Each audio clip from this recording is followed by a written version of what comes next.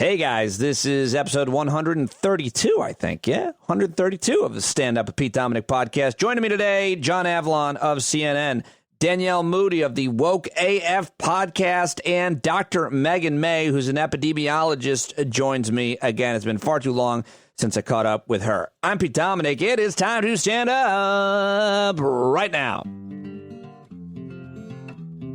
Hey guys, thank you very much for hanging out with me today. No matter what you're doing, maybe you're taking the dogs for a walk, maybe you're commuting to work, maybe you're baking. I am very happy that I am with you. And I'm happy that so many of you have signed up to become paid subscribers. Sorry, I got to plug that at the top here, but well over 600 of you now. And if you're thinking about it, today's your day. As little as $5 to support this podcast. I cannot do it without your paid subscription. No ads, no corporate sponsors, no compromising, except with you. And I always want to hear from you. You're a producer of the show, if you're a subscriber to the show, and even if you're a listener. And my best friend, David Campbell, down in Australia, and I do the Marco Polo app every day. A couple times a day, actually, we talk. And he also listens to the podcast. He's been on the podcast a couple times. And last night I recorded the podcast like in bed, just this opening part, because I really hurt my back. And this is what he had to say about how I sounded. What's going on? How's your back? You sounded literally flat at the beginning of your podcast, probably because you're flat on your back. So anything that he says makes me feel super self-conscious, or frankly, almost any criticism or note. But I welcome it all. It helps. It makes me better. So today's opening is a lot better and a lot more higher energy, and partially because I moved my studio out of my studio and into my garage temporarily. I've decided, since I don't want to bake like an oven in there, I'm going to renovate everything. I'm changing everything, and my big new project, and I'm going to need some help with it, is I'm turning my shed into a studio. I'm going to look out at the woods while I am working every day. So that's kind of a little mini dream come true, but I don't know what I'm doing. I've already reached out to a couple of listeners who do, but I need to put windows in there and drywall and obviously cooling and heat, what I didn't have in this studio. So if you're someone who wants to help me, I'll reach out to you. I'll send you a video of what I'm going to do, and you can help me figure out how to renovate this shed and turn it into a studio like a lot of people are. It's going to be a shedio, and I'll have video in there. It's going to be awesome. I'm looking forward to it. So I have moved temporarily into the garage, where it's a lot cooler than my studio because I didn't have air conditioning in it, and it's an oven. And I'm a lot higher energy, and my back doesn't feel as bad. So I do want to hear from you. And I heard from a couple of listeners over the last couple of days. Well, a lot, but a couple that I want to mention. And first, an email from my friend from Therese was listening to yesterday's show with Midwin Charles. And she emailed me about a number of things, but I just want to read the part about the interview with Midwin Charles. Therese says, listening to your interview with Midwin Charles, I disagree with her on the semantics argument on the viability of the phrase defund the police slogan, which is really inflammatory and doesn't help move public opinion. Obviously, I'm white, and I don't know what the right answer is. But for one thing, I was arguing with Doughboy. Doughboy's a longtime old listener of the old show on Facebook about it. I explained what defund the police means, and he agreed with me and thought it was a good idea. I know it's just an anecdote. I understand, but we need public opinion on our side. And this, well, it's just like usual. Our messaging sucks. That's Therese's opinion, and I really appreciate it. You disagree with the guest. You disagree with me. You want to criticize an opinion. You want to make an argument. I'd love to hear from you, and I'll try to share it here on the show or on social media. Also heard from my old friend Ryan, and he has been a longtime listener. He owns a business. Basically, I guess it's the timber industry. He's taken down trees up in the Maine woods. He's got a bunch of machines, and he listens to the show for years in the machines, but the machines have not been out in the woods because everything's been shut down in Maine. Maine gets a lot of mentions today because I have Dr. Meghan May joining me. She's up in Maine as well. But his business was shut down, so he hadn't caught up on the podcast. And he sent me this really nice note, and I want to share it with you. Oh, wait, I think I need some inspirational music. Let's see. Try this. Ryan writes, your show has been a huge part of my day since you've been on the radio.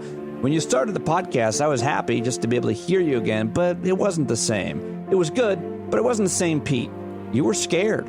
What I'm trying to tell you is you are back. I was about 20 episodes behind until this week. Being back on the machine allowed me to catch up. Stand Up with Pete Dominic is back. You've hit your stride, your guests have been great, and the Pete humor I love is back, and I just wanted to say thank you for what you do. Thank you, Ryan, and thank you everybody who is listening and spreading the word and has paid subscription to the podcast as well. I really can't thank you enough. I love doing it, and I'm getting better all the time and getting new guests. Got a lot of exciting things coming up this week. A lot of you have wanted me to talk to Jeff Charlotte, who authored the book The Family and is the center of the Netflix series The Family. He is going to be on Thursday. Thank you to Rich Lasker, who is a subscriber. So you got to get this guy on. And I interviewed Jeff years ago. I reached out to him. So he's going to join me this week, Thursday or Friday, and a whole bunch of other great guests booked for the week. But a couple of things I wanted to share with you here at the top before we get to John Avlon from yesterday's news and some crazy shit that our president has said. All right, so here is the president at his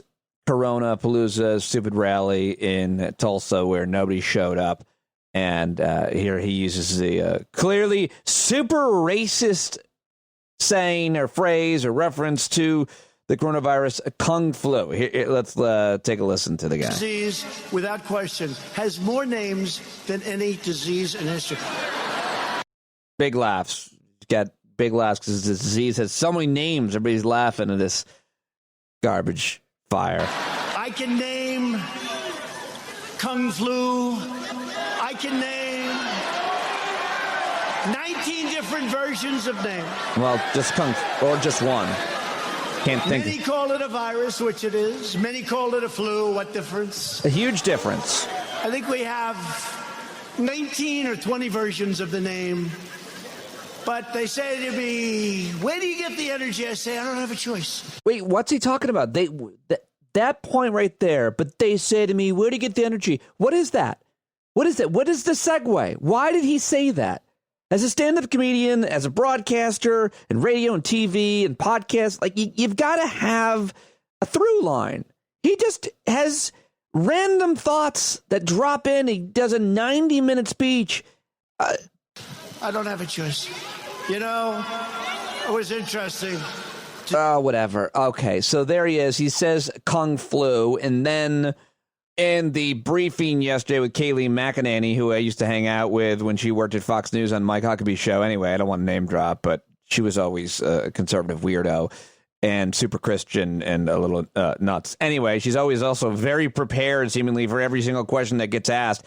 CBS News reporter, CBS News, I'm doing my Dan Rather, CBS News reporter Weijia Zhang confronted Kayleigh McEnany about Trump's usage of the phrase Kung Flu and how offensive that was to Asian Americans and Asians around the world. And she, well, listen. So, Kayleigh, I have a question of my own. Last July, President Trump declared himself the least racist person there is anywhere in the world. Why does he use racist phrases like the Kung Flu? The president doesn't. Kung Flu. So what the president does do is Kung Flu. point to the fact that the origin of the virus is China.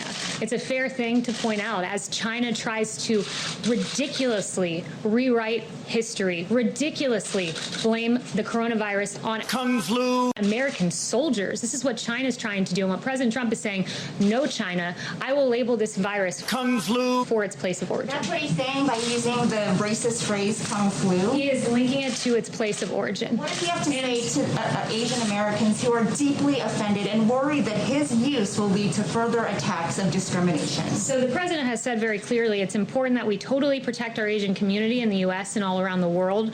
They're amazing people, and the spreading of the virus is not their fault in any way, shape, or form. They're working closely with us to get rid of it. We will prevail together. It's very important. So it's not a discussion about Asian Americans, who the president values and prizes as citizens of this great country. Kung Flu. It is an indictment of China for letting this virus get here. And I would also point out that the media blames President Trump for using the terms China virus and Wuhan virus when they themselves have used these very terms. The New York Times called it the Chinese coronavirus, Reuters the Chinese virus, CNN the Chinese coronavirus on January 20th, Washington Post January 21st, Chinese coronavirus, and I have more than a dozen other examples. Separate category, Kaylee. Kung flu is extremely offensive to many people in the Asian American community. To be clear, are you saying the White House does not believe it is racist? To be clear, I think the media is trying to play games with the terminology of this virus, where the focus should be on the fact that China let this out of their country. The same phrase that the media roundly now condemns has been used by the media. I can go more examples. Wuhan virus, CNN said on January 22nd, and we can go on and on and on. So while the media wants to focus on nomenclature, the president's going to focus on it. Kung flu. All right. Sorry about that. He is horrible, and she is horrible. And another person who's horrible is Kellyanne Conway, who back in March 18th to be specific, a number of news outlets reporting, because it was a pool spray, reporters asking her questions. I'm reading, though, from thehill.com, where it says, while speaking to reporters outside the White House about the Trump administration's COVID-19 response efforts, PBS White House correspondent Yamiche Alcindor asked Kellyanne Conway about recent reports that some White House staffers had been referring to the virus as the, quote, Kung flu.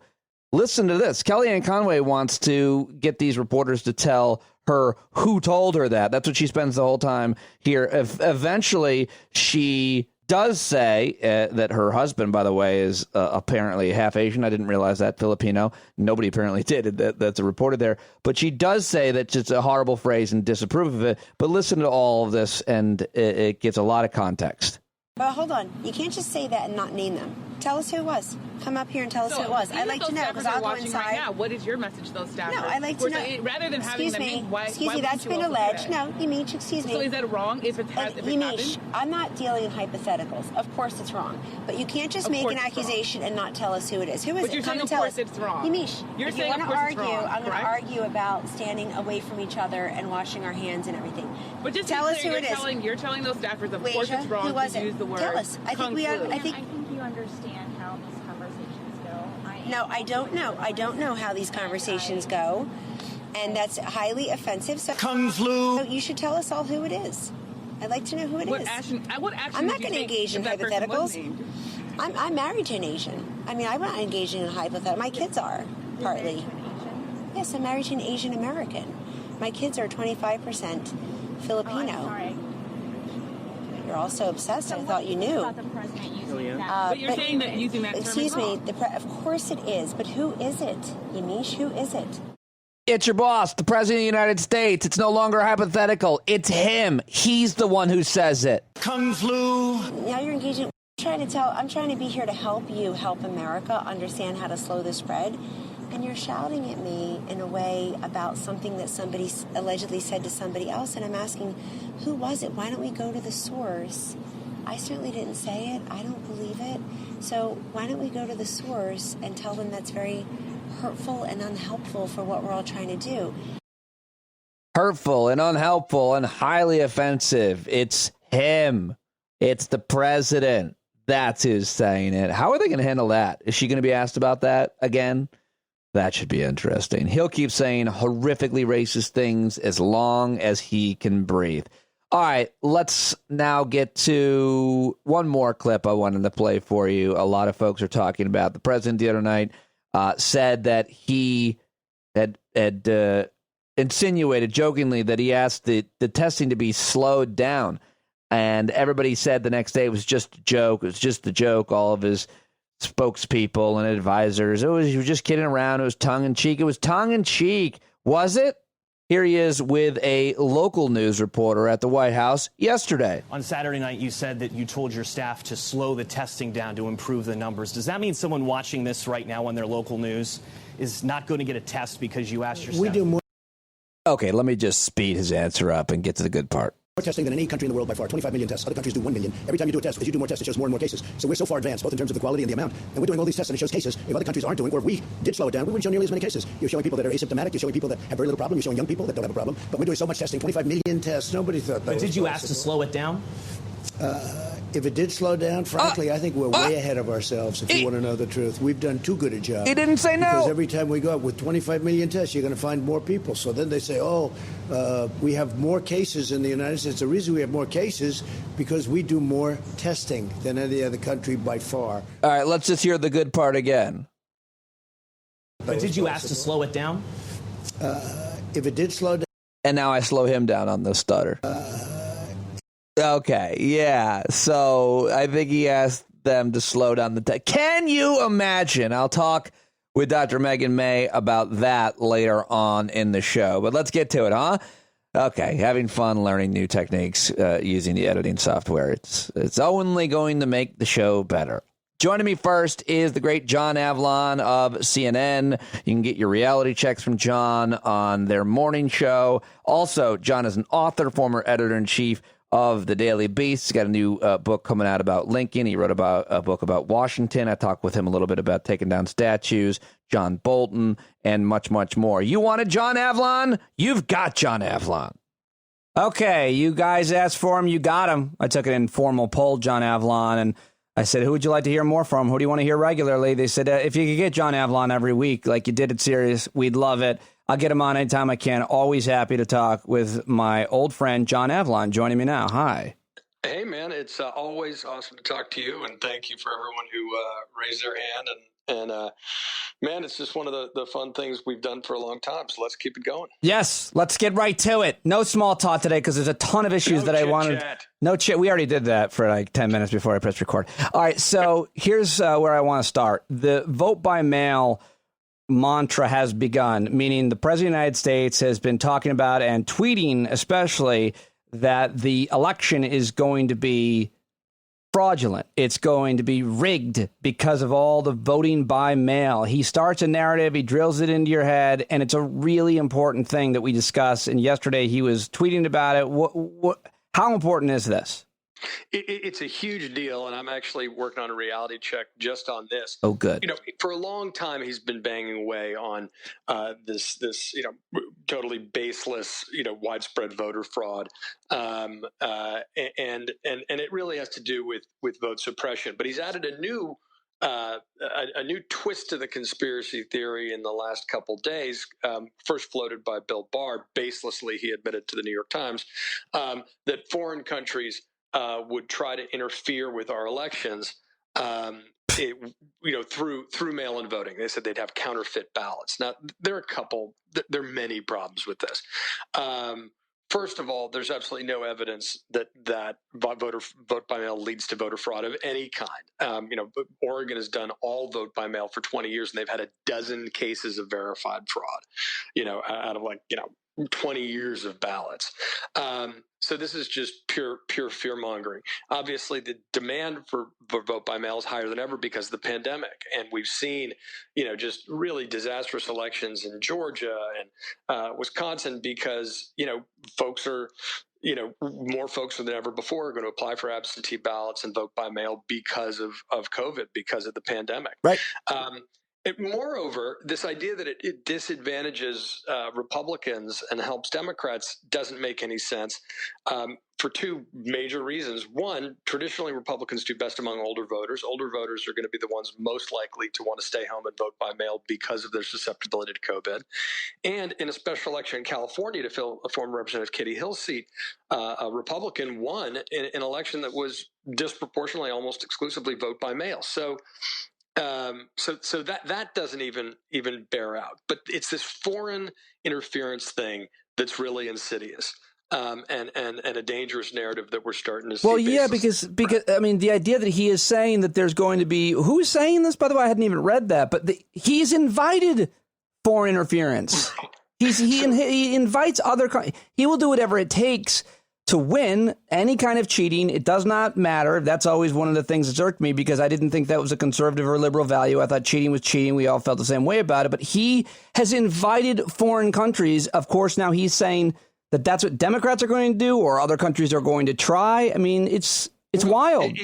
It's this has all the makings of sort of a bait and switch, but let's look at it and build to where you go. First of all, many, if not most, of the states that have vote by mail have a unique barcode for each voter.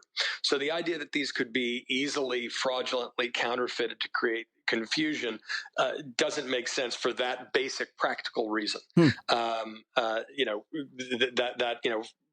For 100 reasons, but that being a primary basic stumbling block. The second point, as you point out, is even bigger. And it is, I wrote a piece for CNN about this because, we're in danger of kind of normalizing some of the revelations in John Bolton's book, or getting drawn into the whole, well, Bolton should have done this, done that. What the former National Security Advisor for the President of the United States with first-person experience and contemporaneous notes is saying is that the president begged for help to win the election with China, on top of confirmation that he explicitly wanted Ukraine's help and withheld the military aid unless they would dig up dirt on Joe Biden and Hillary Clinton. And then, of course, we have Russia, if you're listening, and the dance the Trump campaign did with WikiLeaks, expecting to benefit from Russian interference, and newly lesser redacted portions of the Mueller report related to the Roger Stone investigation were released. Jason Leopold and other folks asked, petitioned for that with a FOIA request. And we know now, beyond a shadow of a doubt. Yeah, no, just real quick, just underscore that, because you're telling me right before we recorded, and I hadn't heard about this. On Friday, we saw unredacted sections of the Mueller report, and that's a big deal. And now I'm done interrupting you. No, I just wanted to make a big deal. I wanted to point to that because it is a big deal, but it's an example of, we have this short attention span theater, which is one of the things that sort of the Blizzard of Lies strategy depends upon, is people being overwhelmed with information and distracted and confused. Well, we know now from the portions that have been unredacted now that Roger Stone has been sentenced, is that the Trump campaign not only expected, as the Mueller report said, that they would benefit from Russian interference, but that they saw Stone as a conduit to WikiLeaks. Stone communicated that the WikiLeaks would benefit Trump and hurt Hillary Clinton, and that Trump acknowledged that, which also means, as we know also from these redactions, that Mueller and his team thought the president might have lied on his written questions via his lawyers. Now, there's a lot of I do not recall. And so one of the things that's clear now is that the Mueller team was debating whether or not Trump lied on his written answers to their questions. And one of the challenges has always been that Mueller and his team were basically Boy Scouts, and Trump was playing, fast and loose with the truth, as he does. And the question was, did he legitimately not recall when all these other people testified that no, Trump did acknowledge that Stone was the conduit to WikiLeaks and the information would benefit him, or did he genuinely forget, or was he lying? So this documents that were released, and it's only a piece of the unredacted report, sheds new light on the fact that it's Trump is the person who verifiably has asked for and requested as a president, and as a candidate expected to benefit from foreign interference in our elections. And yet, of course, they launch ads against Joe Biden saying he's China's puppet and China wants to win the election. And now he's despite all that, raising the bogeyman of foreign interference in the election via vote by mail. All of which every election expert, and I recommend in particular a 66 issued tweet thread put up by Ellen Weintraub, a Bush appointee to the Federal Election Commission, in which she just decimates all of these allegations. Oh, thank you, dude. The interview today with you, that reference alone is fantastic. I'm really looking for the information on this vote by mail thing. And you mentioned earlier the barcodes, which I didn't know, and now this reference to Ms. Weintraub. I'll share that in the show notes. That's great. I really am trying to understand this because people are, I'm not going to say justifiably worried about voting by mail being rigged. People should be justifiably worried about the election being fraudulent for a number of reasons. But you want to try to understand the history, as you laid out, where states have gone and voted by mail, how effective it's been, and how no election outcome has ever changed as a result of fraudulent voting in the U.S. anyway, no matter how you want to do it. Look, and every the dumb plot. we've learned, but the reason this is insidious, and Governor Andrew Cuomo was on CNN today, and he said, I think this is a setup. I think they're going to lose the election. I think they're going to claim fraud, and they're going to go back to states with the mail-in votes, and they're going to use that as an argument. Sure. I just hope they don't do that. And I was just looking at a transcript of the interview because I'm working on this reality check about this. So that's the thing, is that, the reason they keep ringing this bell, the danger is they're trying to create a pretext for confusion around the election. We all need to be wide-eyed about that. The other thing, by the way, that Trump has said is, he's tweeted, we had elections during World War I and World War II, and now we can't do it with massive write-in voting. Well, the president's no expert in history. I think it's well known, but the reality is that since the Civil War, soldiers vote by mail. That's how it's done. By the way, the president's voted by mail, and the vice president, and his spokeswoman, and his kids, and on and on and on. So this is pure fear mongering, and as Governor Cuomo said, the reason it matters is because we want to increase voting, not decrease the opportunities. We have a pandemic where there's more demand than ever before, and this line of argument, the governor of New York says, feels like a setup. By the way, just not the most important thing, but a lot of times the people who volunteer at the polls, as they will here in New York tomorrow, are older folks, and they're volunteering, running the poll. They're volunteering. We don't want to get them sick by showing up either. The most responsible thing you can do is vote by mail, I think it's fair to say. Let me ask you about what happened last Friday night, John. It would appear that the president's attorney general fired the top cop investigating the president and many of his associates. That's what it would appear. And it also, we still don't have a even decent reason as to why that happened. And finally, this is a guy that Trump apparently appointed, Berman himself, to SDNY. Yeah. So I'm sure you're outraged.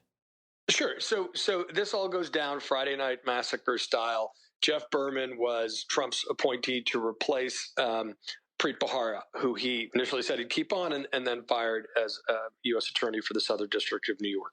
A lot of Mueller's referrals for the things he declined to pursue seem to have gone to SDNY. And he's been looking into a lot of people in the president's circles, and including the Michael Cohen prosecution.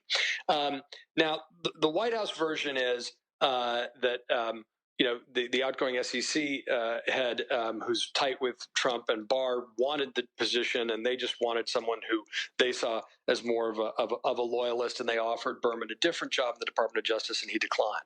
But they put out a press release saying he'd resigned, and Berman pushed back and said, absolutely not, I did not resign. And then said, I'm not going anywhere until the Senate confirms a replacement. Now, Lindsey Graham, now that he has won his primary, watch for stuff like this, has said he's not going to have a new hearing for a new U.S. attorney unless the Democrats on the committee agree, which is proper process, but not one that's always followed. And now Berman's deputy is going to be taking over for him, who's a lifelong prosecutor, not a political person. The person, by the way, they wanted put in place has never been a prosecutor. But again, it just raises the question, 5 months out from an election, why are you doing this kind of shakeup? And there's every reason, to be skeptical about claims that has nothing to do with ongoing investigations into the president's circle. John, I want to ask you, of course, about John Bolton's revelations. You've got a great piece at CNN.com titled "Keep Your Eye on the Ball, Bolton's Shocking Allegations." And there's a lot to discuss with this. A lot has been discussed. He went on ABC News with Martha Raddatz, and so there's a lot to discuss here, but one of the things that people seem to be drawing from this is, well, we already knew a lot of this, and that seems to sometimes be the case when former administration people like John Bolton come out and write a book, but there were some pretty new revelations, and having him say these things matter. So what do you think are the big takeaways in your piece here? Yeah, first of all, this is dramatically different than any kind of, White House tell-all that you typically see from any administration. It is part of a pattern we have seen in statements, not book form, from former Secretary of State Rex Tillerson, former Secretary of Defense Jim Mattis, even Chief of Staff John Kelly. But Bolton, in an almost 600-page book, goes into great detail with contemporaneous notes about what he saw. And these revelations, we should not normalize them, right? So we mentioned earlier, he said that he saw Donald Trump basically beg the president of China to help him win the election. Through buying agricultural products to help him win the farm states despite the trade war. That itself is mind-boggling and obviously adds to a huge pattern that's unprecedented in American history. He also said that he personally approved of Xi constructing the Uyghur concentration camps in Western China, which is just quote, exactly the right thing to do. So, yeah, just the President of the United States approved the creation and construction of concentration camps in a hostile foreign power. Okay. Then there's a pattern of him promising to back off investigations requested by these sort of dictators around the world who he has a fondness for. Then there's a statement where he sort of wistfully talks about how he'd like to execute journalists, which adds a little bit more weight to the enemies of the people characterization, how that term has been used before, particularly in the USSR. And then there's just this sort of cluelessness we see. He talks more than he listens in his briefings, intelligence briefings. He doesn't require them. He doesn't read. He didn't know that Britain was a nuclear power. He thought Finland was somehow part of Russia. And he thought that invading Venezuela would be, quote unquote, cool. And these are all just, and there's much, much more there. Yeah. But what about the big issue of him not testifying? And Martha Raddatz, I think, did a pretty good job questioning him about that. Mm-hmm. And what do you make of his response, saying that they're blaming the Democrats in the House, Judiciary Committee or other committees for, mishandling it? So look, I think that it is a big mistake. Immediately what you see right now, whenever a former administration level and a high level comes out and says, here's what I saw with my own eyes with Donald Trump, is they immediately go on attack. And they try to make the issue the character or credibility of the person. The problem is you've got a very consistent picture which has emerged from a number of different figures. Democrats are doing their own version. I understand why folks are frustrated, but let's remember the timeline. So first of all, They at the time when they were calling witnesses in the House, there was some question in ongoing court cases involving Bolton's deputy about whether he could be compelled to testify absent if the White House was trying to block him without a subpoena, right? Okay, so then it goes to the Senate, and then Bolton says, "I will testify, if you call me, if I'm compelled to do so." And Republicans at that point, I think with the exception of Mitt Romney and I believe Susan Collins, voted against hearing new information from Bolton and Lev Parnas and other people, despite it being directly relevant, at least, allegedly, to the case at hand. They blocked that, Republicans. They did not want to hear the information. And that point right there is the most important point of the entire impeachment hearing. That they did not call witnesses and they didn't want to hear from the most relevant people. There can never be a defense of that. And history has to remember that specific detail. I feel like that's the most important, John. It is. And that's why I think, that's why you got to keep the focus where it should be. And by the way, the book validates and verifies that the White House counsel, the president's defenders lied about the president's actions and intent. The book says that Bolton and the Secretary of State and the Defense Secretary tried 8 to 10 times to get him to release the aid. But Trump insisted that he would not release the aid unless there was an investigation announced into Biden and dirt on Hillary Clinton in the 2016 election, drummed up in accordance with a discredited conspiracy theory.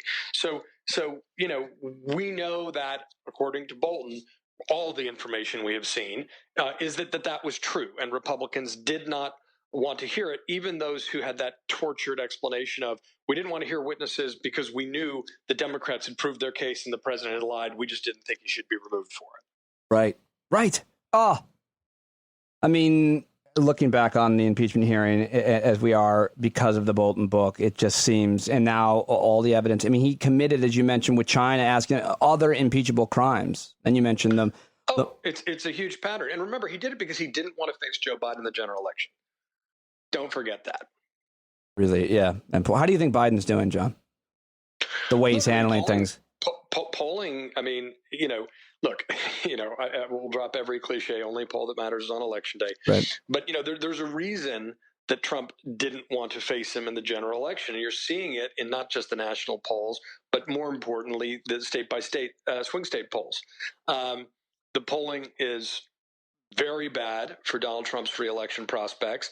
Now, he, of course, declares any bad polls are fake news. There's been some reports that his campaign is trying to sort of shield their own bad internal polling with him. But it's because Joe Biden has a lot of, can't credibly be tarred as a left-wing socialist. So instead they say he's a puppet of that wing of the party. And that, he's got a good ability to connect with working class voters in the upper Midwest who Trump peeled off from Hillary Clinton. So we're still a long way out. A lot can and will happen. I think Biden should really embrace the idea that this is a we not me campaign, borrowing that phrase from Bernie Sanders, and present a potential cabinet to say that America is going to find a way to reunite, and we're going to have competent adults and pursuing policy rooted in the national interest as opposed to self-interest in the president's case. And it'll be interesting to see, what he does with, the vice presidency. He said he's going to pick a woman. I think it's looking increasingly likely that it'll be a woman of color. And I think that will be a really powerful, positive sign, not just to the Democratic base, but I think to the country at large. Yeah. And that pick is going to be so important because he's going to be 78 years old when he's elected. I mean, the VP pick is most likely he talked about it? He announced he didn't commit to not running again if he won, right? But he is, I feel like he might have said. I don't think he'd give away that political capital, but there is the sense that this is a right. There would presumably be a primary if he was a one term president, but obviously the vice presidential pick is triply consequential because of that. Your last question. You're writing a book about Abraham Lincoln, and I can't wait for it. And so you had a great reality check at CNN.com about the statues that are being removed. I'm not sure I necessarily agree with you on this, but I actually kind of don't care that much about it. I feel like you have been having great debates with Angela Rye about it, but I think, as always, you make a really interesting and powerful case, and everybody should watch that reality check. But in brief, here at the end, what are you trying to say? Well, what I'm trying to say is that, look, we are having an overdue reckoning, finally, with the full moral legacy of the Confederacy, that it was based on white supremacy and that the statues were put up during different times. The ones after Brown v. Board of Education clearly should be all taken down. But moreover, these are statues that honor people who committed armed treason against the United States to perpetuate slavery. That's something that we're dealing with in an overdue positive way, I think. Even in Charleston, South Carolina, the mayor is taking down a statue of John C. Calhoun, who perpetuated slavery. And where I think we're getting into dangerous territory that will feed back into a lot of conservative talking points is when we're starting to go beyond that. And for example, in San Francisco over the weekend, a statue of Ulysses S. Grant was toppled. Now, this is somebody who literally defeated the Confederacy, who as president presided over the passage of the 15th Amendment and basically, beat back the KKK into submission in its first incarnation. And we need to make distinctions between Robert E. Lee and Ulysses S. Grant. We need to make distinctions between Abraham Lincoln, stages of Abraham Lincoln and Jefferson Davis, and that's important. And then we should be focused on building new statues to the forgotten heroes of Reconstruction, forgotten heroes of African American history, who've been written out. I suggest in the column it's great that Petraeus and other folks are saying that we should rename the Army bases named after Confederate generals. Right. We should rename Fort Bragg, for example, after Colin Powell, who was a soldier there in 1962 before the Civil Rights Movement. We should be focusing on those sorts of steps. But the more we start, folks start sort of, trying defacing or tearing down, statues of people who fought the Confederates, I think that's deeply unhelpful to the moment. And it distracts, and I think it'll be counterproductive, let alone to the cause of a broader contextual understanding of American history, which is so desperately needed. For more, watch John's reality check at CNN. Watch him on CNN and follow him on Twitter, of course, at John Avlon. What is the schedule for the book? We know? First draft is in, and my goal is to get it out, around President's Day of 2021. But my guess is it'll be, somewhere in a 3-4 month window of that. But we're Now we're just beginning the editing part, but I'm excited about it. It's all about Lincoln's vision for winning the peace after winning the war, his vision of national reconciliation and reunification, and the idea of reconciling leadership, what that means. It's rare, it's important, and Lincoln embodied it. You know, Trump has done more for African Americans than almost any other president, but maybe Lincoln, I think he said. Yeah. He's also had it worse, I understand, than any other worse? presidents since Lincoln. John, thank you as always. Appreciate your time, pal. Always a pleasure, brother. Be good. Take care. All right. John Avlon, at John Avlon on Twitter. And after we stopped recording, he just submitted. He's like, man, I'd love to come on more and regularly. And we talked about how we could schedule that. So hopefully we'll try to get him on every week. Who else would you like to hear every week? Let me know in an email. standupwithpete@gmail.com. Put in the subject, regular guests, and I will do my best to get them to join us. Scheduling is a nightmare, but I don't mind it. You know, it's probably one of the hardest parts of producing the podcast, but that's the bread and butter of this baby is the guests. And I like to try to get new guests every week and get your favorites on, build relationships with people, and get them to communicate effectively with thoughtfulness and humor. And what am I talking about? All right, let me get to my next guest. How about that? How about we do that? Okay.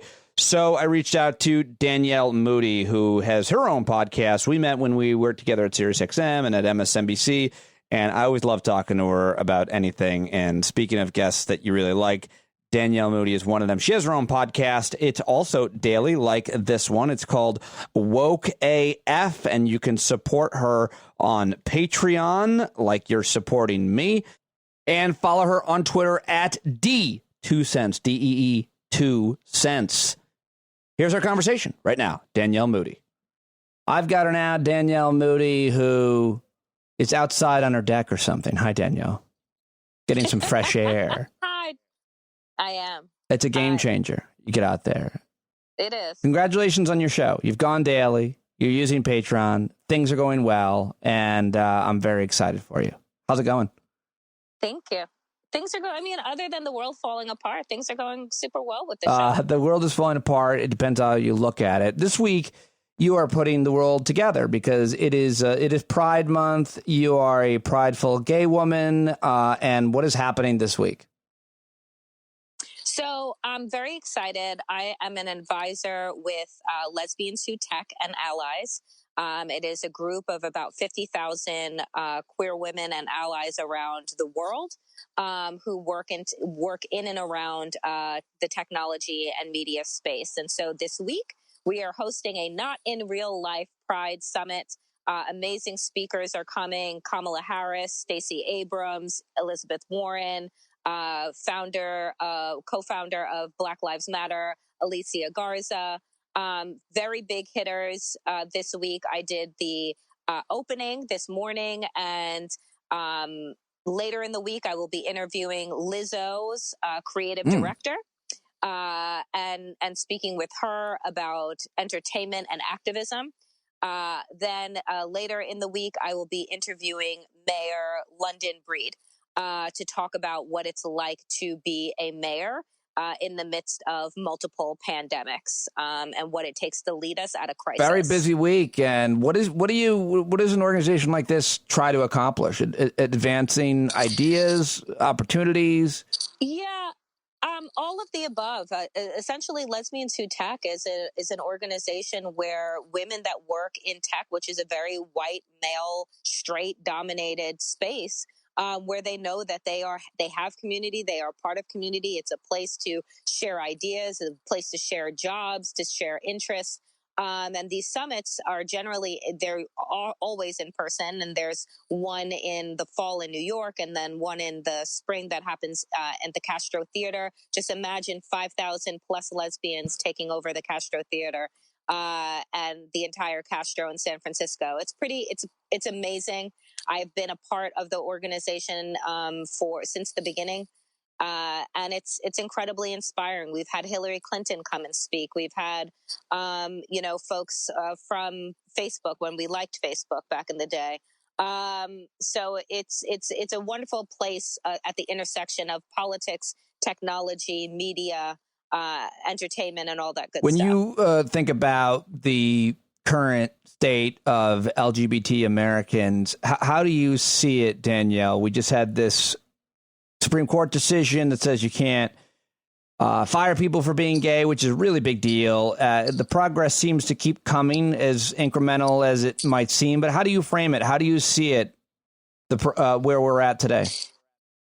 You know, Pete, I will tell you that when the Supreme Court decision came down last week, I was out, working out, and I literally stopped dead in my tracks and burst into tears.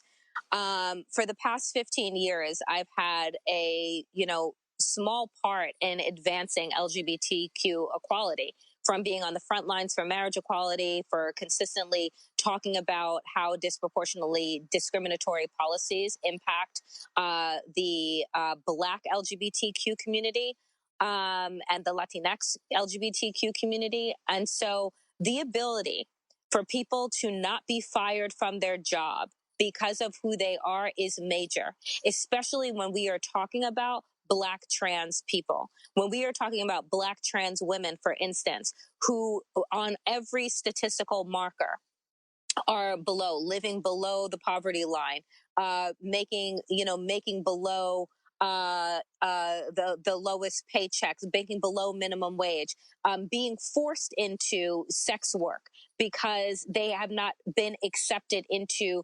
mainstream industries if they wanted to. Right. And so this is an opportunity to move people who have been marginalized economically into better employment, into better opportunities, and, into better lives. And so, it isn't just about being able to go put, the picture, your wedding photo on your desk at work and not be fired. It's about the opportunities that have been closed for LGBTQ people. So it's, right now, in the midst of everything, it was the bright news, that I needed, like a B12 shot to keep going. Well, you're outside right now, so hopefully you're getting more D and being healthy. Well, that's great. I'm so happy to hear you. I'm glad I asked you about that because it's important to ask people who are affected by these decisions directly how they feel about them. And I've been I'm going to get some folks who identify as dreamers on this week to talk about the DACA decision, which is also a really important and emotional moment for a lot of different Americans. So let me ask you about another, category that you belong to. We were talking about gay rights, but you're also a Black woman. And I wonder how you are feeling and looking. You're very honest and vulnerable and visceral on social media on your show. And I wonder how you're feeling right now in terms of the changes that have been made. And I don't know if you'll frame it as progress or not, but I feel like, and I just read this before we started taping, public opinion polls on the idea, on the organization and the movement of Black Lives Matter have skyrocketed from this time just a few years ago. And it's a pretty big deal. I remember quoting all the time on my show this Pew report that said 51% of white Americans felt like they were more discriminated against than Black Americans, which is so hard to believe, but I felt like always needed to be mentioned so we knew kind of where we're at, where the Overton window was on racial equity in America in terms of public opinion. But public opinion has moved so far in a short amount of time on Black Lives Matter. And maybe you don't see it that way. Maybe you want to push back. But I feel like we're making progress. How do you feel looking at this? So I will say that we are currently making progress in this moment because of COVID-19. And you'll say, why is that, Danielle? Why is that, Danielle? Because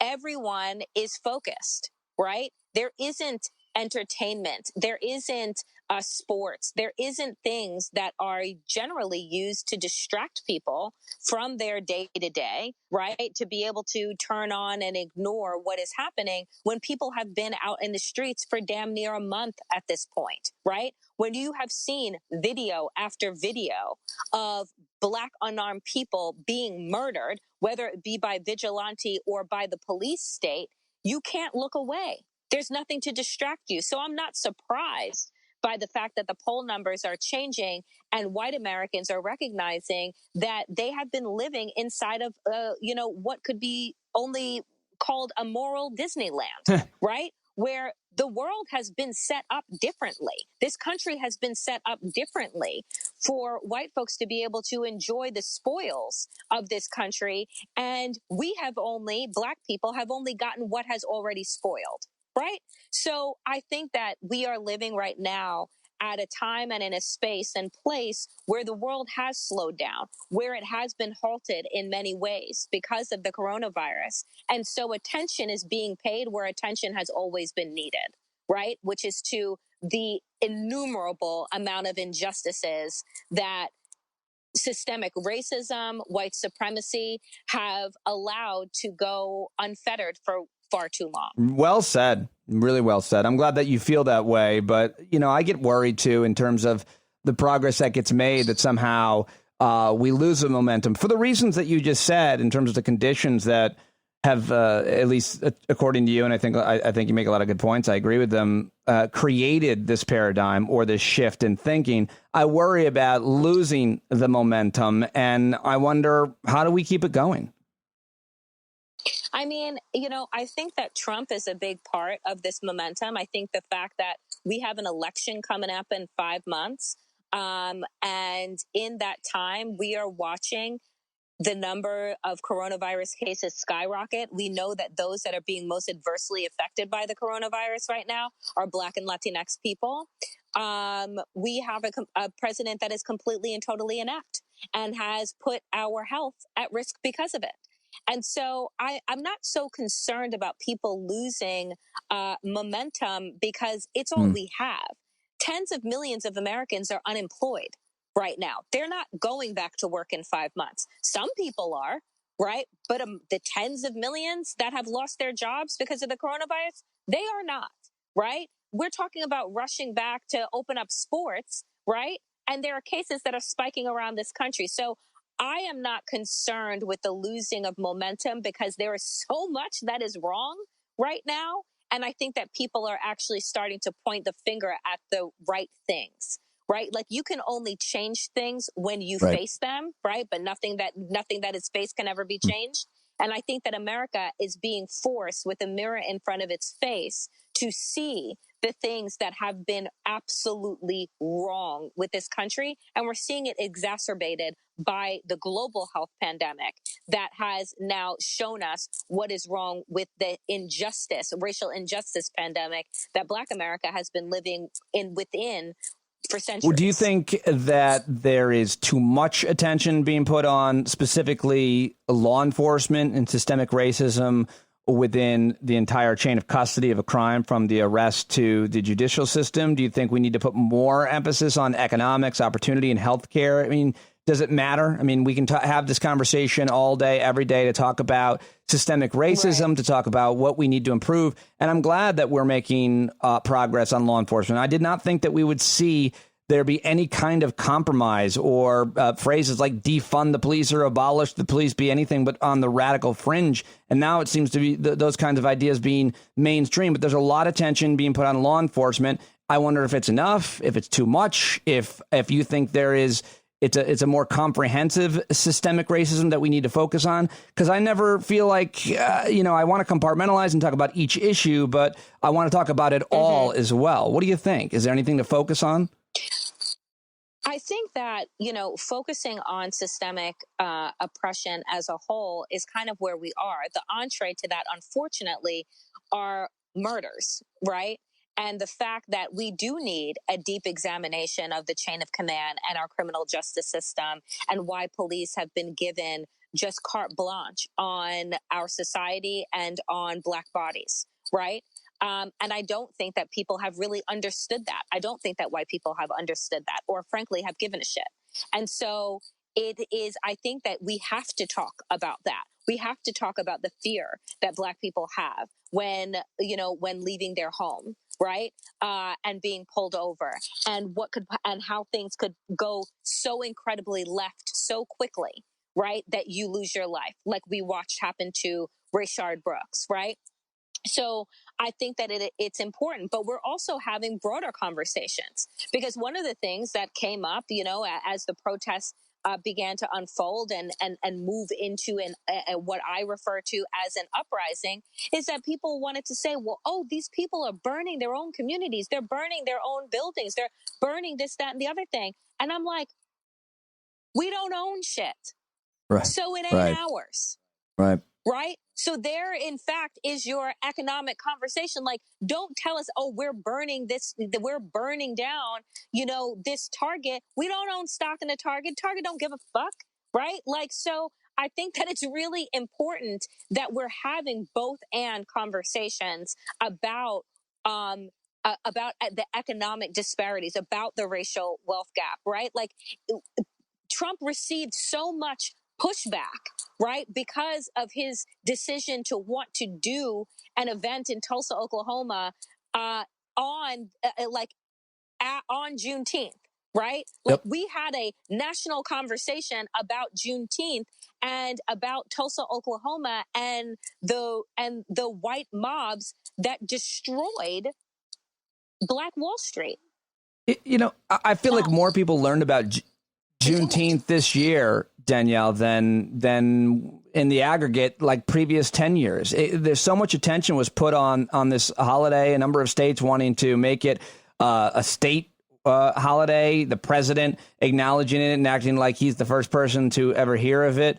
Nonetheless, a lot of attention being paid to Juneteenth this year, and it just seems like part of the natural progression of things with the Black Lives Matter movement. I feel really good about that. Your thoughts?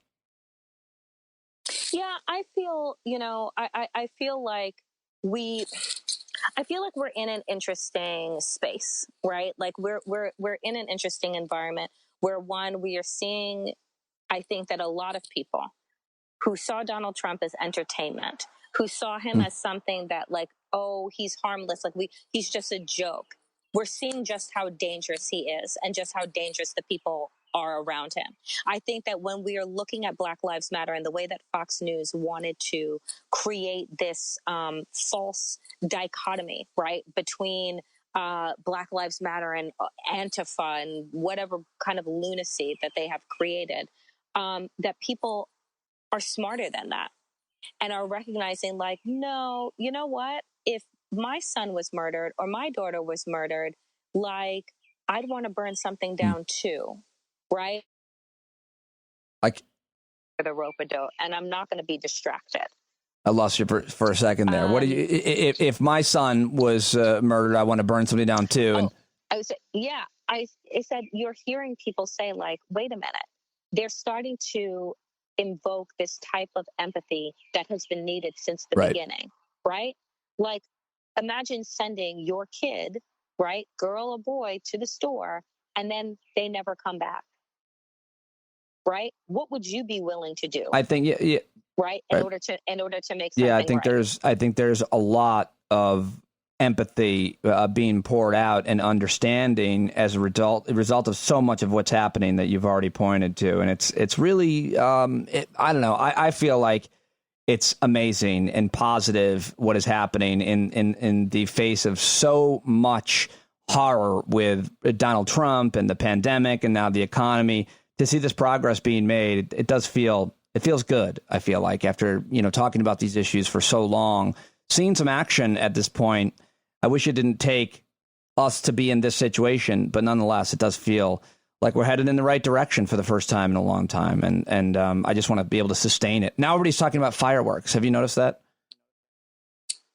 Oh, no. All right. What's I don't know. People, I don't know. Everybody's last night I was talking to Midwin Charles about it. Today I was talking to a woman about it. There's some conspiracy theory now that the police departments are allowing for fireworks to be set off every day so we get desensitized. And I'm like, I haven't heard anything like that. So I'm glad that you have no idea what I'm talking about. Let me forget it. Yeah, but now I'm completely and totally terrified, and I'm going to have to look into it. How do you feel about the fireworks going off, random fireworks at random times? I've never liked it. I'm just against it. I've honestly never liked it. And it's not because I love fireworks. I think fireworks are amazing, but I don't want people who don't know how to use them setting them off. That's most people, I think. A tree catching fire, or your house catching fire. Right? Like, I think that is dangerous. But why do they think that the police I don't know. I shouldn't have even brought it up. It's just maybe a conspiracy theory. Speaking of which, how do you think, where do you think we are at with coronavirus and this pandemic? How closely are you paying attention to this? How concerned are you about it? It feels like, Danielle, everybody is just, at least maybe it's because we live in New York and we seem like we went through at least the worst of the first phase and we're finally getting out a little bit. But it feels like across the country, even though it's spiking in a number of states. What was that? There you go. See? Oh, my gosh. Hilarious.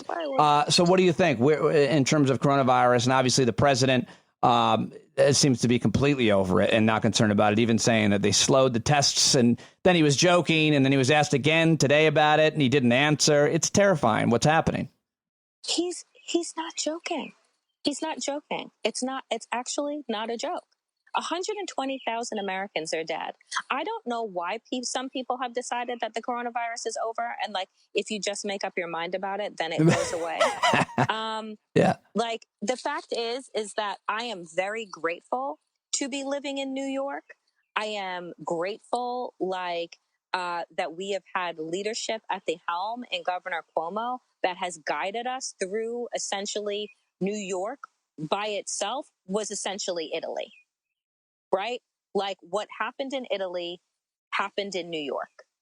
And we're in phased reopenings that seem to be going well right now, while the rest of the country is out of control. And that's not a shock to me. And I think that, this all has to do with lack of leadership. We had a president that decided to politicize a public health crisis. Who does that?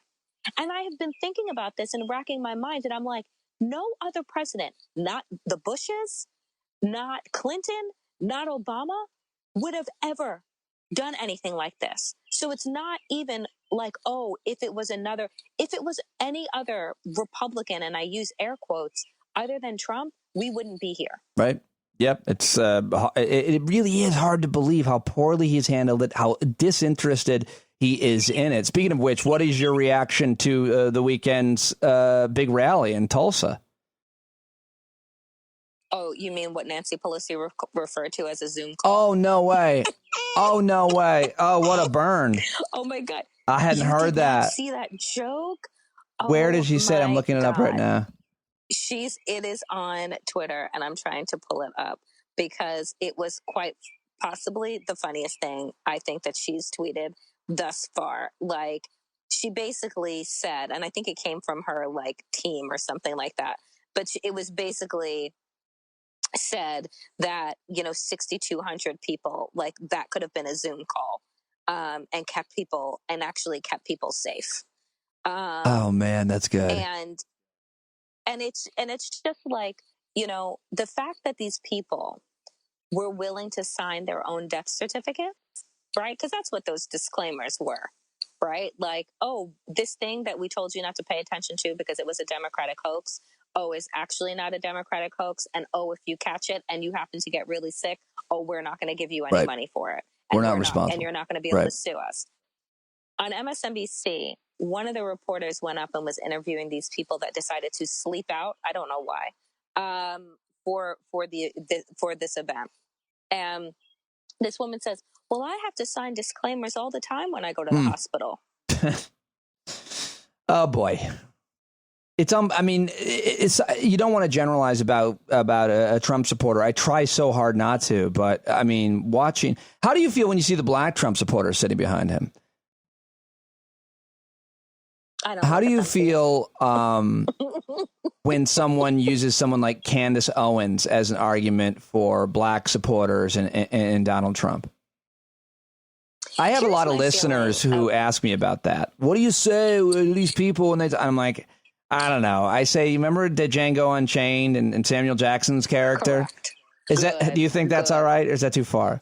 Yes. Because every generation of discriminated against groups, there's always somebody who ingratiates themselves to the master, to the oppressor, to survive, to even thrive. I mean, to exploit the pain of their brothers and sisters. I mean, it always happens. Turncoats.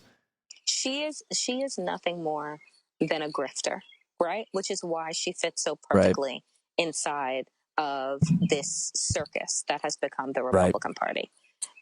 I don't like to give her any air. I don't like to give her any oxygen because I'm like, she feeds off of it, right? The more that people talk about her, the more amped she gets and the more you'll see her. Just like you saw Diamond and Silk until they skulked off, right? Until they were fired from Fox News. It's nothing more than a road show. And I don't like the circus, so I don't buy tickets to it. Danielle Moodie, thank you so much for joining me. Always a pleasure talking to you. Well done. I mean, I got to end it there. He stuck it. He stuck the landing. Listener Daily, supporter on Patreon. All the plugs and links are in today's show notes. Danielle, you're the best. Thank you. You're the best. Thank you. And that is Danielle Moodie. Follow her on Twitter at D2Cents. Listen to her show, Woke AF. Supporter on patreon.com/Woke AF. And now is just a quick moment to check in with you, see how you're doing here on a Tuesday, but you could be listening to it any day at any time and see if you're being mindful in the moment. Are you? Are you there? Are you with me? Cool. Let's move on. My final guest of the show reached out to me back in December, introduced herself, and said she was a longtime listener and that she was also a college professor and an expert in infectious disease and microbiology. And she warned me about this virus that had broken out in China. And she said she thinks I probably should start learning about it and talking about it. Well, I didn't listen to her for a few more weeks. And then I saw what was happening, immediately reached out to Dr. Meghan May and had her on for the first time, and which is the beginning of several appearances here on the show. But I haven't had her on in like a month or so. And I'm not quite sure why, but we get to maybe why toward the end of our interview. Dr. Meghan May is on Twitter, and you should follow her there at drmay5, the number 5, at drmay5. And here now, my conversation with coronavirus epidemiologist, microbiologist, virologist expert, Dr. Meghan May. How about now? Now I got you. It helps if my microphone is on. I'm new to this. I heard that's a key piece. It's like my microphone is to me as your microscope is to you.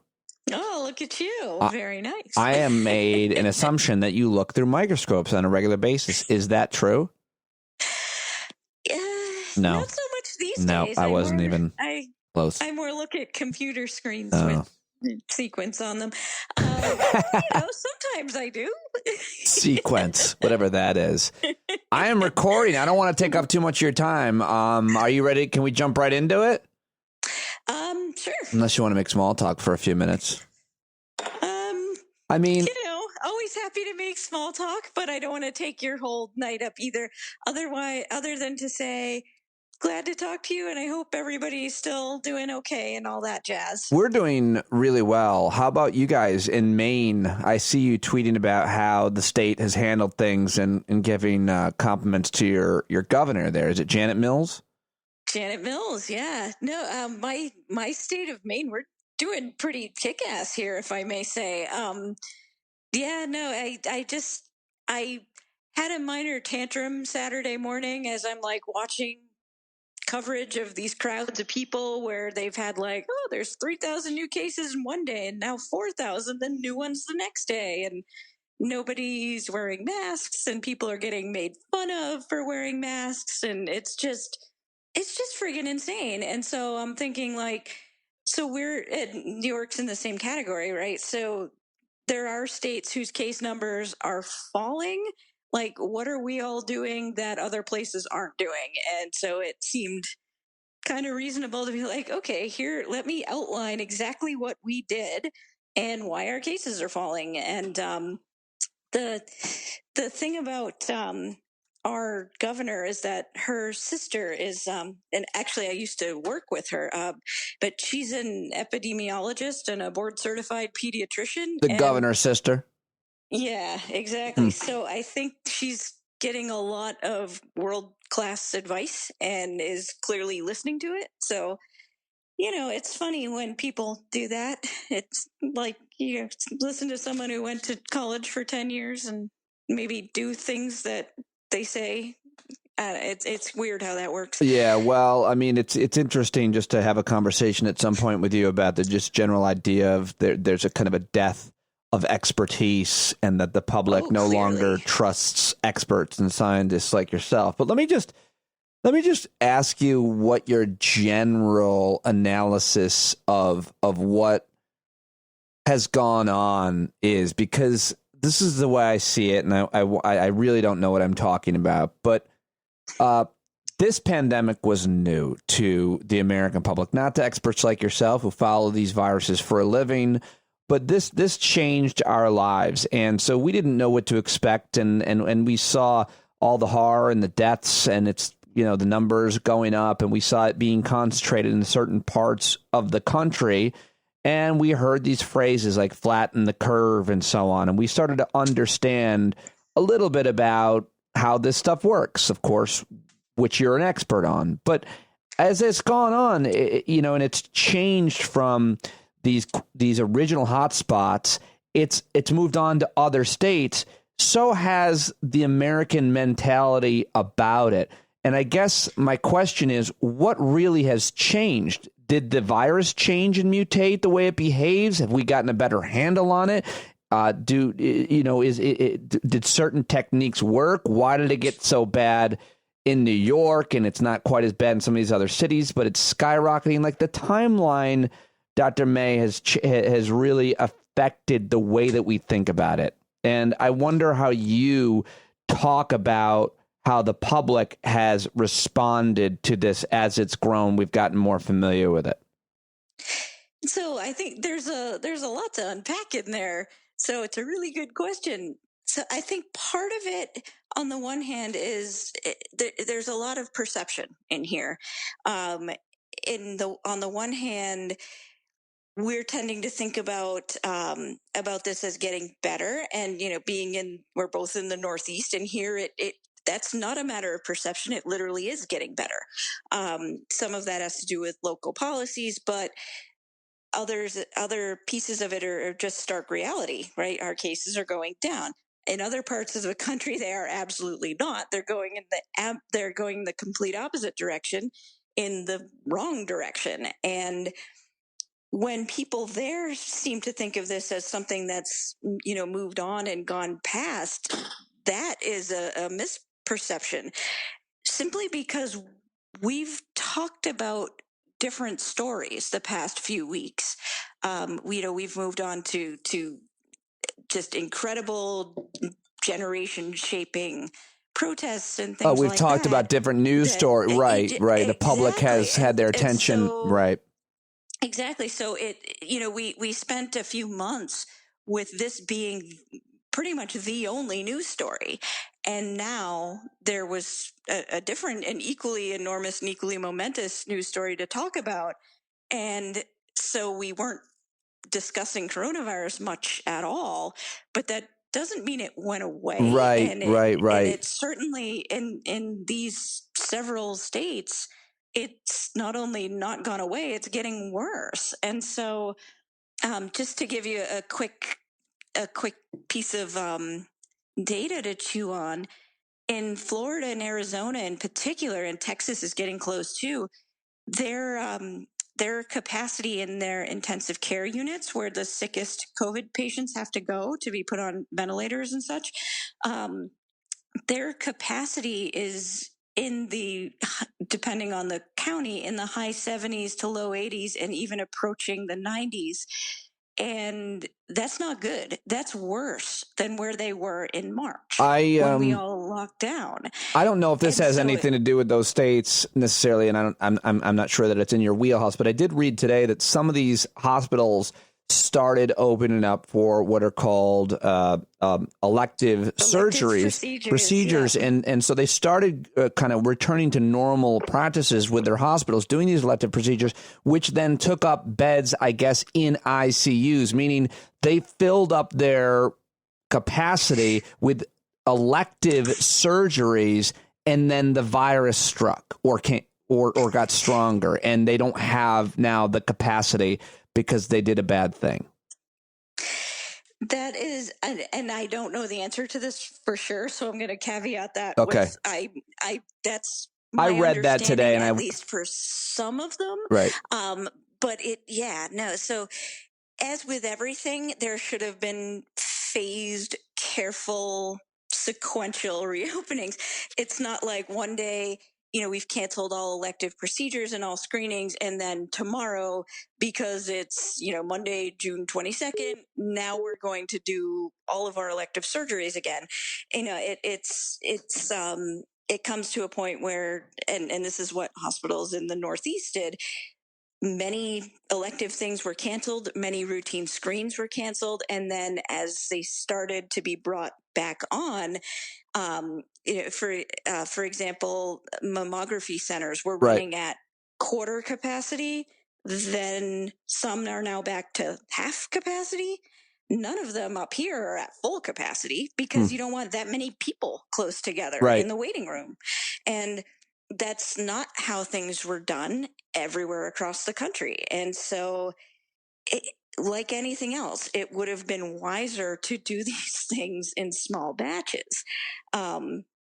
It was really frustrating. So, but to get back to your question, I think there's definitely an element of perception in there, that we stopped talking about it largely on the news, or we talked about it much less. And so there was almost this subconscious understanding of, well, this is not as big a problem as it was before, which of course is not the case. That's one thing. Another thing I think is that as much as, and we talked about this several months ago, the idea of people saying, well, it's not a big deal because tens of thousands more people die of flu every year. And it's ridiculous because you want to say, well, why are you okay with that? You shouldn't be okay with that either. Well, that's the point. We're becoming okay with it, with another disease killing thousands and thousands of Americans. That's exactly where I was going with that. I think now the shock's worn off a bit, and so people have more or less just tacitly accepted this, and it doesn't have to be this way. Well, it overwhelmingly also targets older people or people that have health issues, or black and brown people or poor people, and it would seem that shapes public opinion because people come out away with the conclusion, well, I'm young or healthy, and so it doesn't matter to me, or I don't have me. It's not my problem. Right, exactly. Right. How uniquely American. It's not me. It's not my problem. Sorry, folks, but I get a little down on America because that attitude is so pervasive, and it doesn't work when you have a virus spreading like this. Because it doesn't care.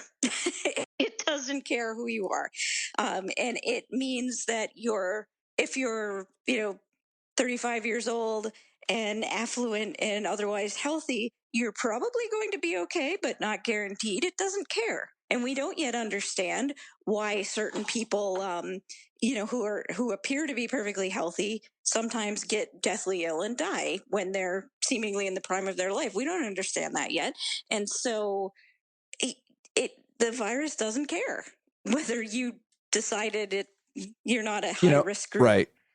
It's going to do what it's going to do. You said we don't know yet, and I think that's a really important phrase for experts to use, especially in reference to this virus. So what do we know? And when we say that we know something, how open do we need to be, Dr. May, that new information could change that? Meaning, what do we know about, say, transmission? Or how it affects kids or, younger people. I mean, what do we know? What have we learned for sure? And can that change? Absolutely, it can. And I think there are a lot of people who are trying very hard to do outreach and communication. And that's something we like to lead with, saying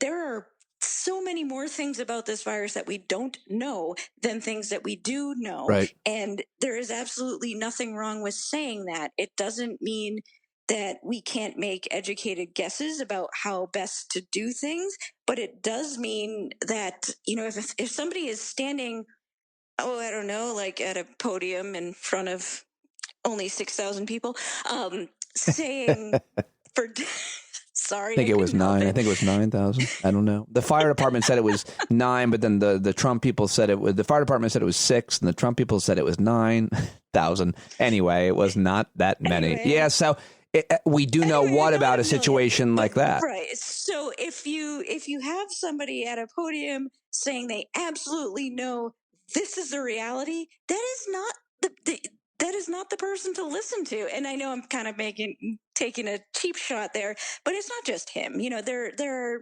so many people who go out and say, we know this is the way it is, this is how you need to do things. And with emerging diseases, one thing I learned very early on, a very long time ago, is that you need to have a good dose of humility with these things. You can't pretend you know everything about it, because no one does. And that's a surefire way to get people not to trust you. Right. Yeah, that's a really good point. Let them know up front. With emerging diseases mean there's emerging information, and sometimes that information changes, and studies aren't perfect, and you're rushing all of these studies, and you're trying to figure it out, and we just don't know. We wish we did, but we don't. And so things might change, and bear with us. How did I do? That is perfect. That is exactly right. I wish I knew. I don't. If I knew, I would sing from the rooftops. But right. That's the issue with these things. That being said, with that over caution put out there, there are some things that we actually do know. Okay, at this point. So what we do know is that this virus is spread when you cough, sneeze, talk, sing loud. So there have been plenty of studies that show that very, very nicely.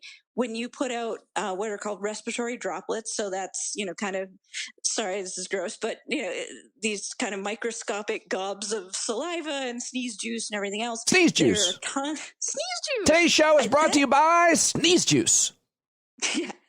Brought to you by lemon and lime sneeze juice. Anyway, I don't know why it was lemon and lime flavored. I don't know. It didn't matter. You just furthered the bit, and that's why we love you. You could have gone. I can't resist a good setup, Sneeze juice we know it's spread by sneeze juice, and yeah. We absolutely know this. And when sneeze juice comes out, it's teeming with virus particles. And we know that if you are standing within firing range of somebody else's sneeze juice, you are potentially able to be infected by them. We know that if both you and your sneezing buddy are 6 feet away from each other, it's less likely that any, an infectious level of sneeze juice is going to get to you. It's even less likely if one of you's masked. It gets downright unlikely if both of you are masked. So we do know those type of things. But in terms of, things like, what is the absolute best remdesivir course to give somebody to prevent infection or to make them help someone recover from infection? We don't know that yet. Right. What is the long-term consequence of having been infected? Because what we now can see that, I don't think any of us would have predicted months ago is that you have people who get sick, who recover, and then who continue to have these ongoing symptoms where, they no longer have the virus. They're not contagious anymore, but they still have aches. They still have some short-term memory issues in some cases. So clearly something is going on there, but we don't know what it is or how long it'll last or how to fix it. Because no one knew that was going to be a thing. And with children, we can say for certain that they are far, far, far, far, far less likely to downright unlikely to develop any symptoms if they get sick. But another thing that's, emerged by watching and seeing cases develop over time is that we now recognize a tiny fraction of kids do develop this crazy inflammatory syndrome. And we don't know which kids will get it and which won't. And we don't know why it's happening. And hopefully we are able to, by controlling the inflammation, kind of minimize long-term damage, but we don't know that for sure either. And so as this goes on and on, we keep seeing more and more odd clinical findings. And then each time something odd pops up, somebody has to go back from scratch and try to figure out, now what is this and why is this happening? Right, and how do we sort this out? And then another piece that I think is important to bring up here with regard to communication. Sorry, I should have mentioned this earlier, but I frankly didn't think of it until right Go this ahead. second. What? Things like, when people are talking about, can asymptomatic people spread the virus around? Mm-hmm. I think there's been, at least in the press, there's been sort of this illusion of controversy around that. But it really isn't controversy. It's just an issue of all of us not using the same language. And so as an example, the World Health Organization a few weeks ago, I think it was 2 weeks ago, I've kind of lost track of time, they put out a statement saying, well, asymptomatic carriers really don't play a big role in spreading the virus around. And what that meant was the actual biological definition of an asymptomatic carrier, which is someone who's infected with the virus and has never had symptoms and will never develop symptoms. That's very different than a pre-symptomatic carrier, right, which is someone who is infected and is not yet sick, but may become sick. The reason it matters is that pre-symptomatic people shed tons of virus, asymptomatic people shed very little. And so the World Health Organization bulletin that was put out, that was immediately seized on by people saying, see, it's fine, open the entire economy, it's fine, they said it's fine. But it's like, no, that's not exactly what they were saying. You're thinking of pre-symptomatic people, and they were talking about asymptomatic people, and it's not exactly the same thing. And so I think Fauci had to come out and issue sort of a statement saying, no, that's not, you're misunderstanding what they said, in which case it looks like he's telling the WHO they're wrong, which it was all a kind of a linguistic miscommunication. But at the same time, now when I've then had people kind of throw that at me and say, well, how do you explain this? Are you saying the WHO is wrong? I said, no, this is what that nuance. Sorry about that. Yep. Oh, no worries. Something played on my computer. Go ahead. Yeah, when you're not saying that the WHO is wrong. Right. I'm just saying there's a little nuance in here, and here's the correct reality. But then you get people snapping back saying, well, now you're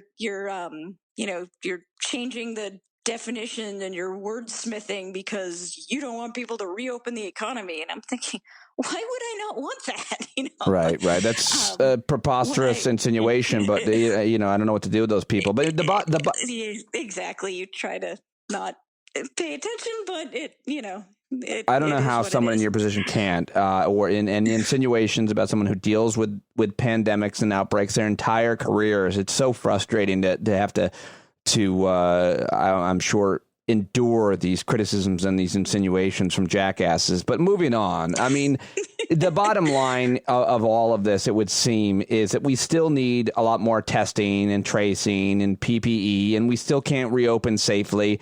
And this virus is still killing people and making them very sick. And the federal government, led by the president of the United States, is still not taking this seriously. In fact, he announced at his rally that he might have even slowed down the testing. And then they said he was joking. And he was asked by a local reporter today, and he ducked the question. So, in fact, he may be wanting to slow down the testing so that the numbers don't look bad and it don't hurt him politically. How did I do recapping what's happening?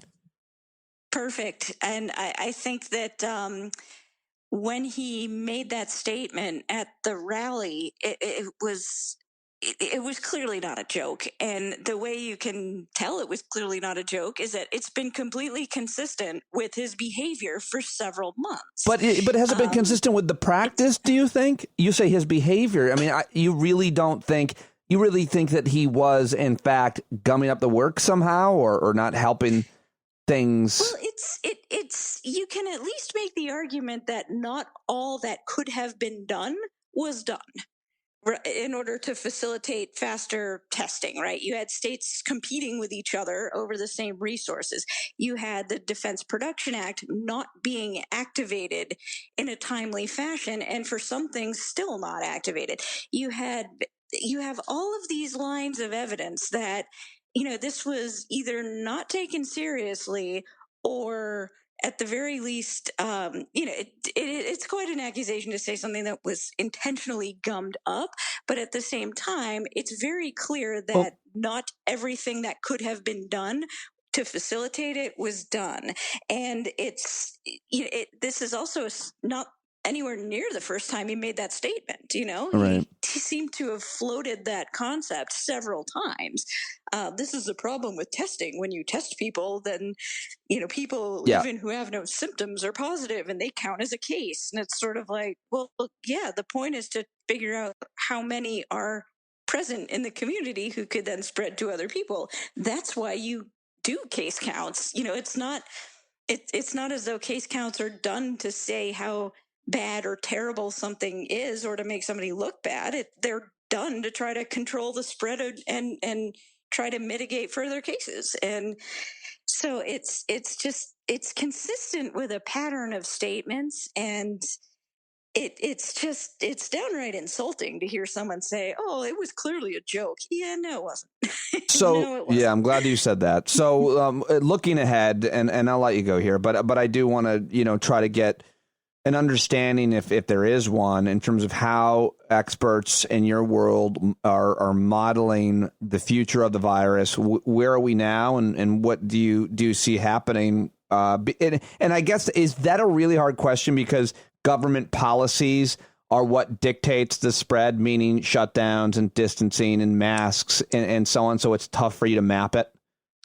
Exactly. And so that's actually why models keep changing, right? And because they're very dependent on behavior and policy decisions yeah. and adherence to policy. Right. And then the other issue, or why it's so complicated in the U.S., is that we don't have one federal policy. We have 50 individual policies.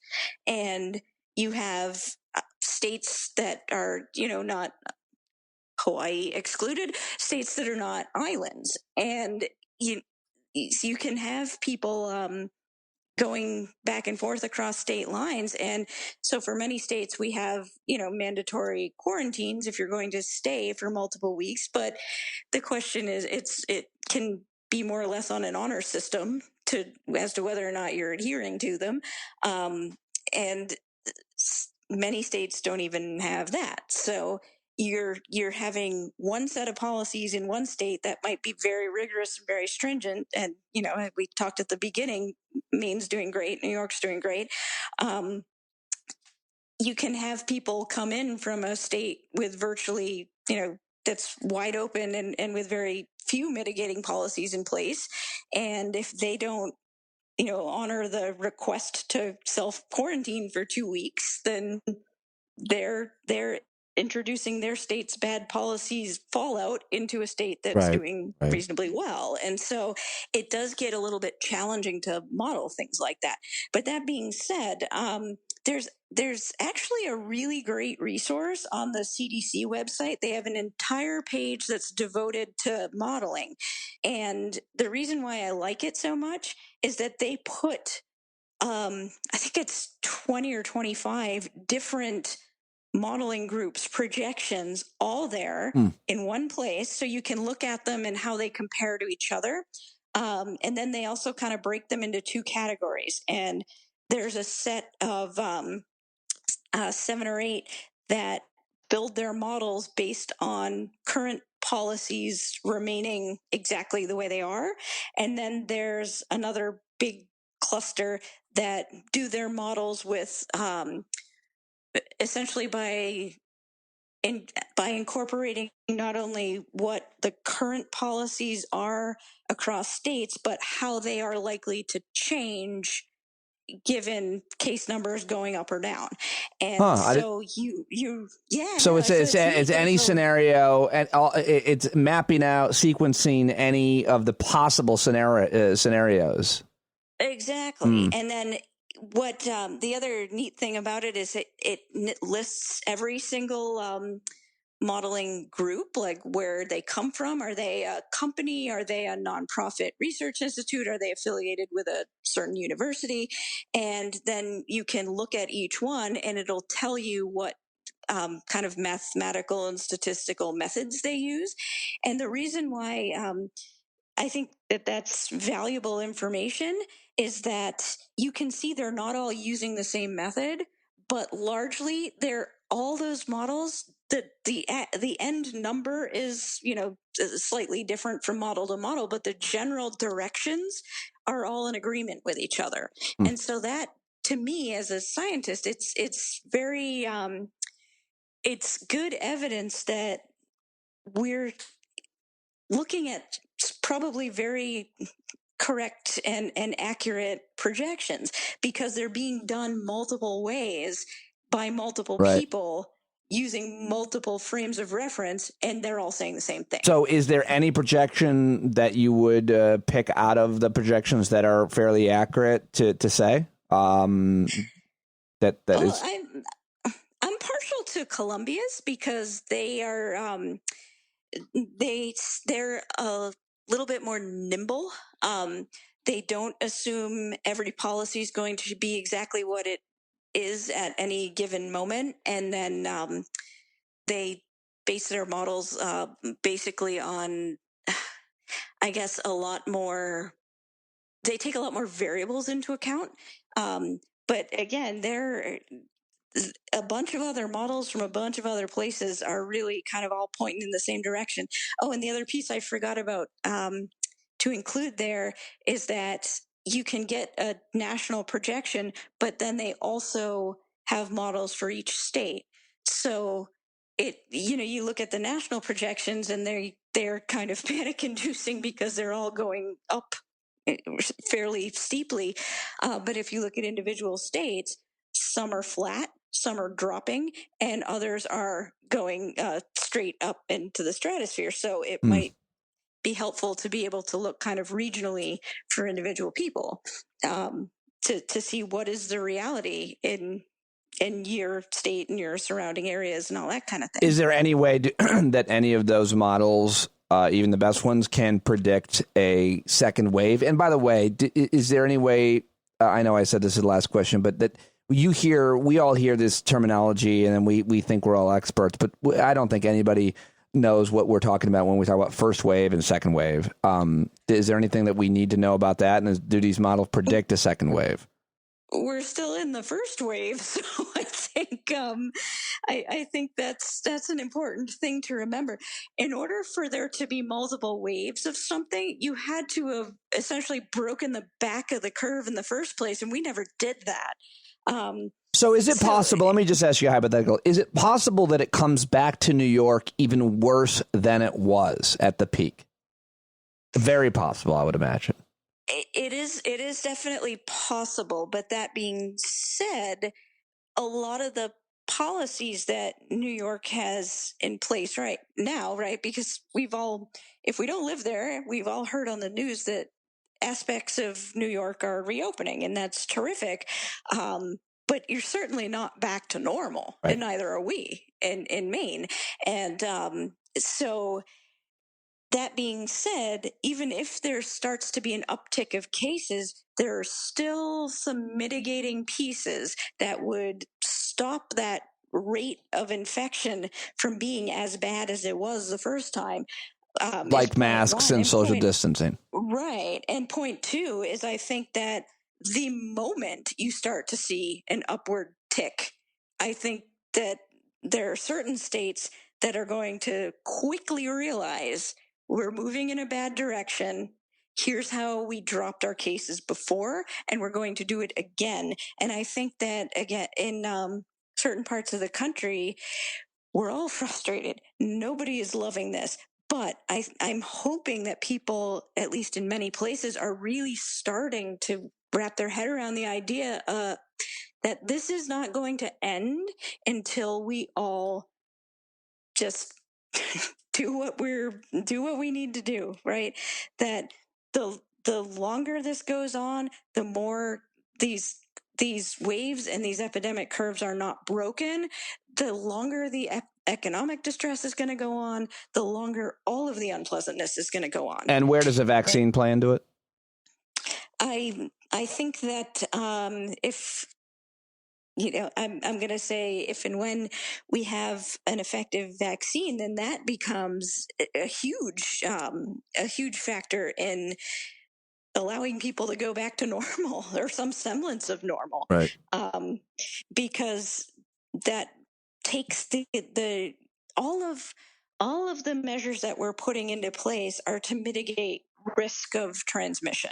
And if we have a largely immune population, then that risk of transmission drops from that factor rather than all these interventions. And so that's, to me, the optimistic scenario here, that we develop a vaccine, it's safe, it's effective, and it's produced enough that it can be distributed. All that being said, I mean, I think we also have to be realistic in our expectations, in that, if let's say the Moderna formulation that was started at NIH, let's say that works great, and that's going to be the thing that works. Let's say that's approved, I'll make it up, January 1st, whatever. Mm-hmm. We can't all line up January 1st and go get it. Right.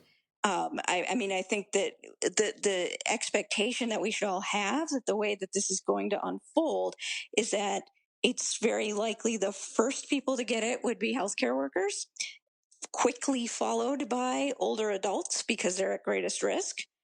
And at that point, you'd have people with, say, chronic diseases might be next in line, like diabetics or people with high blood pressure or with heart disease.